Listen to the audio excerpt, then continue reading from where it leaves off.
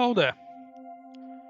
In this video, I will go over some of the changes that will affect your leveling in the Cataclysm Classic expansion that is bound to come early summer.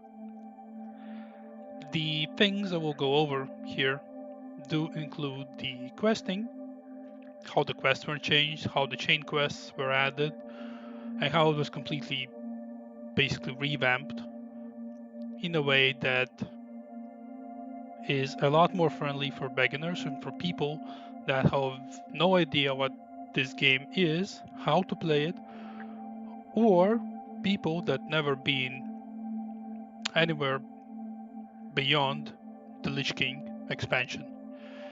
I will go over some of the zone revamp and how it actually affects your leveling, how it simplifies it, how it gives access to some more functions that are simplifying your leveling as a whole. I will go over quickly the talents and how they were revamped after the Wrath of the Lich King Classic. Sorry, the Wrath of the Lich King, just Wrath of the Lich King. I'm already used to saying the classic, so I'm getting confused some of here and there. And the dungeons, and looking for group dungeon tool, of course. So first thing first, we will go over the zone revamp. The thing is that after the Cataclysm, after the Shattering, the world has changed massively. There are old locations, old zones that were destroyed. Some of them are completely overhauled. Like, for example, 1,000 Needles is completely flooded now and is considered more of a water zone for questing. It's purely for Horde now. At most, the Alliance has no business in there anymore. The Barrens was just sundered in half. There is a big sunder in that separates Barrens into Northern Barrens and Southern Barrens now. The Desolace is now a green zone. Basically, it has some wildlife growing there now. The Ashen Vale has an active volcano in there.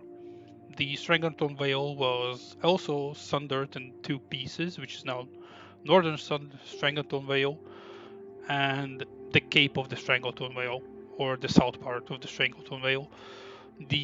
Some of the zones did have some damage to them due to Sundering, but it didn't affect leveling in the slightest in there. For example, the Westf, it has a big ass hole in there now, but it doesn't affect your leveling in the slightest because the whirlpool in there, the tornado that's in there, the big ass hole, it basically does nothing for you. It's just a visual effect. You can jump in there. Most likely you will take some damage. There are slimes in there, but otherwise it does nothing. It's not involved in any quests, from what I remember. How this affects your leveling is basically every single zone is now a little bit revamped in the level gaps, which means that now, unlike before, you don't need to fly away, for example, from Duskwood to find leveling somewhere in Wetlands or Ashen Vale because you lack experience to go to Stranglethorn Vale. Now, every single zone, even without doing any single dungeon, provides enough experience for you to go to the next zone in line, the next closest zone to you, and allows you to comfortably level in there without feeling that you are under leveled for it, that the enemies are way stronger than you are, and just genuinely making you feel as if every time as if you switch the zones, you're not making a step forward, you're actually making a step backwards in power. That is the feeling that I had when I leveled in Vanilla, when I leveled in Burning Crusade, throughout the Azeroth, throughout the 1 to 60, I mean, not in the Outland. The same was for the Wrath of the Lich King, although slightly less than it was in previous expansions, but sometimes you do feel like it did make you feel like you are making a step backwards in power every time you go to the next zone, as if you are weaker now, because like it should be more or less, in my opinion, on the same power level rather than becoming a weaker version of yourself. So that's gone. That's now completely gone. Every single zone now gives you enough experience to proceed to the next zone, to the next location, and feel comfortable in the killing stuff. Next, the questing as a whole. Now every single zone focuses more on specific stories that are bound to that zone, and you will always have a hero's call board that sends you to a location, a zone that you are able to comfortably level in. Which means every time you go to your capital, Stormwind, Orgrimmar, Darnassus, Undercity, and so on and so on, etc., etc., you will find, if you are level appropriate, the Hero's Call board or War Chief's Command board for Horde will provide you with a starting quest that sends you to a specific location. In that zone, you will be able to comfortably level on your level and power level. And it does not keep older quests on the Hero's Call board and Warchief's Command boards. So always you will have, at the very least, a green quest that sends you to a next zone. At the very least, it's going to be green. It's never going to be black or gray, or call however you want it. After you get there, you will be met with the start of a quest chain that almost every single time spans through the whole zone and tells you a unique story bound to that zone and that zone alone. Every single zone will have some sort of quest chain that keeps you entertained, keeps you focused, and just keeps you going through the zone as comfortably as possible. Because I remember from my personal experience when I first started playing WoW, like 14, 15, 16 years ago, can't remember properly now, how sometimes I was boggled, confused by where I should go, because in this specific zone, in this specific questing hub, I had no more quests, and then nothing would take me further down the questing line, which meant I am stuck and I got no idea where to go, and I just have to run around and look for quests and I don't know, do something. It's gone now, completely gone. Every single zone is just follows throughout, the quest chain just follows throughout the whole zone until you finish it completely. Once you finish it, you can go back to your city, to your capital, get a new quest from Hero's Call board, and continue on with another quest chain in another zone. Easy as that. The experience is also great. Every single questing zone now gives a lot of gear to feel comfortable in that, to feel your character's power actually growing. It includes green gear, green quality gear, blue quality gear, elite quests that are not difficult at all. Like almost every single quest can now be soloed easily, without gimmicks, without thinking a lot about how to do it, how to kill stuff. Even if it's elite quest, there is gonna be some way that the game provides you with the way to deal with the quest now.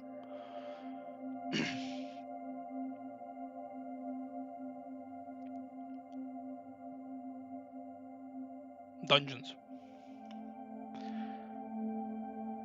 Dungeons have been revamped a little bit as well. There are some dungeons that were not changed at all, and then there are some dungeons that were changed. changed a lot, like Dead Mines, for example, Shadowfang Keep, Wailing Caverns as well. It's a lot shorter now, from what I remember, and many other dungeons. There are a lot of changes. The Scarlet Monastery was changed a little bit, or 4 of the dungeons in there.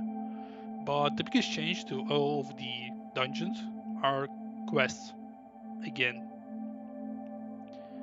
the thing is that with the quest revamp, all of the quest givers that are available for that dungeon, all of the quests that are available to complete in that dungeon are now inside at the entrance of each dungeon.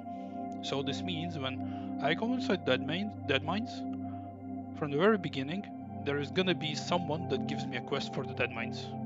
The quest that will either span throughout the whole Dead Mines as a chain quest, or it's gonna be just 3-4 quests that I can complete within one single run, get my experience, get my gold, get my loot, and get out of there.